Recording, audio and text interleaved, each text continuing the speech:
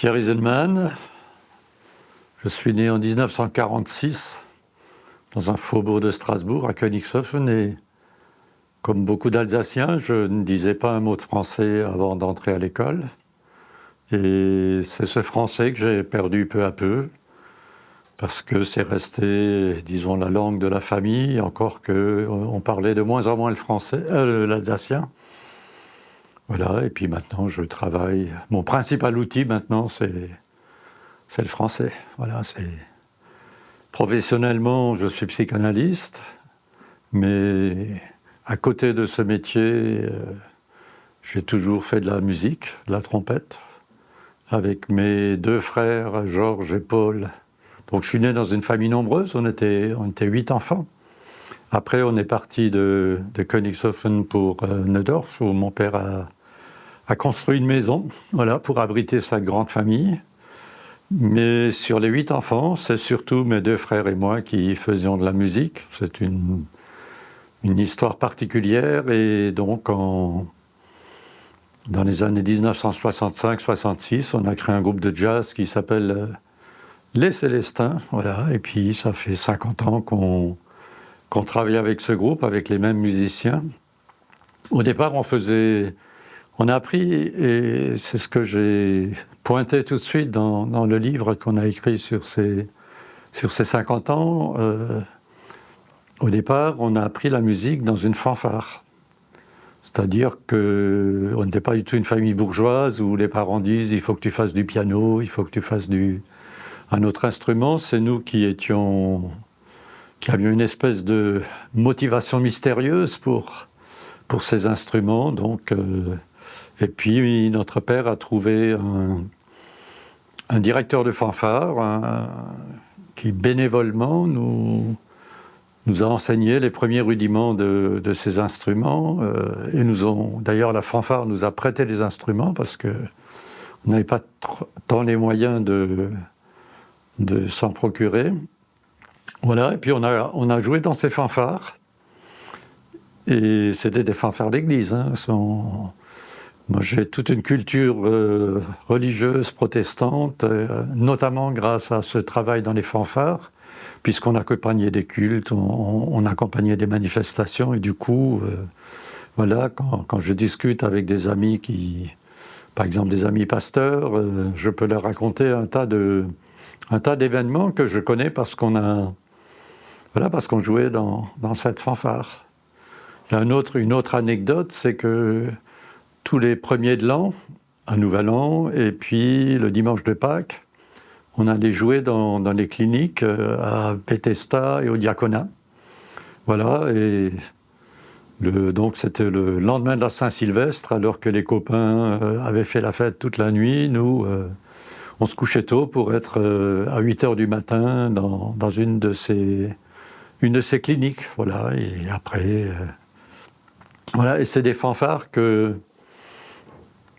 Après, on est allé avec mes deux frères, on s'est inscrit au conservatoire, on s'est perfectionné. Moi-même, aux alentours de mes 18-19 ans, j'hésitais entre la musique, faire une carrière de musicien ou la philosophie. Et donc, finalement, c'est mes fiançailles, enfin ma rencontre avec celle qui deviendra ma femme, et l'intérêt pour la philosophie qui a pris le dessus. Donc j'ai renoncé à faire une carrière professionnelle, et je crois que c'est un grand bonheur d'avoir pratiqué cette musique en amateur, et ce qu'on continue à faire actuellement.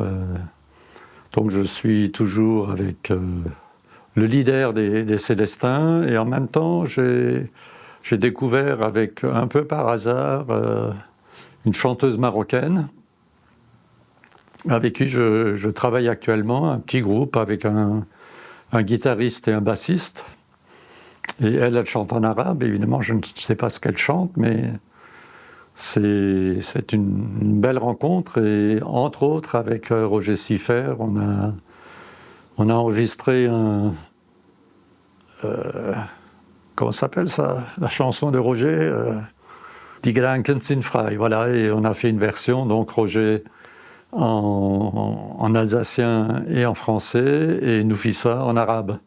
Et c'était vraiment Pour moi, c'est au cœur de la culture alsacienne d'être ce lieu où les langues se rencontrent, même si j'ai perdu vraiment l'usage courant de l'alsacien, je le comprends toujours. J'ai adoré les spectacles du Borobli, sur mon histoire personnelle, enfin plutôt l'histoire de ma famille, au Borobli, quand il a produit Enfer et de mon hymne de Faune, c'est au cœur, ça c'est vraiment une tragédie qui est au cœur de mon histoire et qui est aussi un éclairage de cette vocation pour jouer de la trompette et pour faire du jazz. Pas le premier, mais le deuxième banjoïste, c'est Vital von Lübft, qui est psychiatre, psychanalyste, mais à l'époque où moi je n'exerçais pas encore, parce que c'est, disons, chez moi une vocation tardive. Et lui, il est parti s'installer à Auxerre, et il m'a dit, mais tu sais, ici, moi je ne parle pas l'alsacien, donc c'est un handicap pour mon métier. Et donc c'est pour ça qu'il est parti s'installer à Auxerre. Il y a, justement, je parlais tout à l'heure de cette psychanalyste Christiane Strohl, qui faisait partie des premiers analystes à Strasbourg, et elle dit qu'elle est née à l'ombre de Saint-Nicolas, donc une famille protestante bien implantée en Alsace, et elle a fait sa formation. L'essentiel de sa formation, elle était à Paris avec Lacan, mais elle dit qu'elle a vraiment appris le métier avec Sarrazin, qui est psychanalyste à Bâle. Et dans un livret sur la psychanalyse en Alsace, c'est vraiment tout un texte intéressant. D'ailleurs, je crois, où Jean-Pierre Boer a écrit aussi. Ils se disent qu'il y a beaucoup de psychanalystes à l'époque qui allaient se former chez ce Sarrazin à Bâle. Et donc, pour des analyses en allemand. Donc oui, c'est tout à fait, ça fait partie de... Enfin, c'est important pour moi aussi. J'ai eu aussi une analysante allemande, voilà, mais bon, qui parlait français. Mais... Non, ça fait partie de cette ouverture. Mais quand je parle de la perte de l'Alsacien, il y a un événement qui est tout à fait singulier. C'est quand on était adolescent, et puis j'ai donc parlé... Enfin, ça c'est... Les Célestins sont nés au foyer protestant à Neudorf. Et on faisait beaucoup d'animations, et un jour, j'ai fait une espèce de... Comment on appelle ça? Une espèce de mise en scène de ce qui s'appelait à l'époque le crochet radiophonique, avec donc une espèce d'animation en français. Et à la sortie de cette représentation, il y a un des pasteurs qui m'a dit « Écoute, vraiment, c'est super ce que tu as fait, mais tu ne pourrais pas faire la même chose en alsacien. » Et là, j'ai découvert, je lui ai dit « Non, je ne crois pas. » C'est-à-dire qu'au fond, on est pris par des modèles de langue, ce qui fait que, voilà, tout à coup, on découvre que cette aisance qu'on peut avoir en français, tout à coup, non... En alsacien, voilà, quand je rencontre mes copains, on dit « Ah, salut, wie geht's ?» Puis il y en a qui parlent mieux que d'autres, mais voilà, c'est plus le langage courant. Et évidemment, le truc classique, c'est mes enfants. Aucun des trois ne parle le dialecte. Par contre, Laure, l'aînée, on est allés ensemble déjà à la choucrouterie, et elle comprend. Mais elle ne parle pas, et bien sûr, elle nous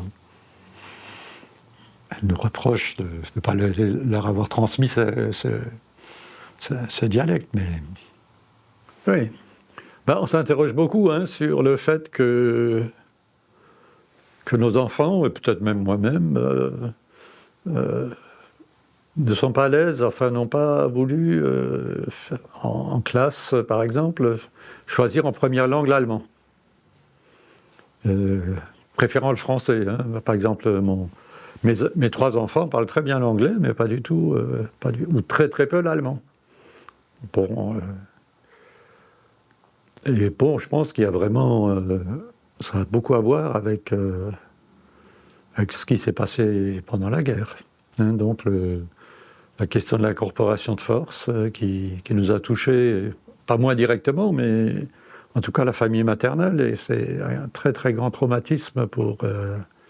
ça a été presque une litanie permanente de notre mère, de se plaindre de ces 2 frères qui ont été incorporés de force et qui sont jamais revenus. Donc je crois qu'il y a un vrai contentieux et quelque chose qui se transmet de génération en génération. C'est pas du tout génétique, hein, c'est ces choses, ces gestes, ces modes de pensée qui s'héritent avec une espèce de problème vis-à-vis de ce qu'a été l'Allemagne nazie en 1939-1945 et ce qu'ils ont imposé aux Alsaciens notamment.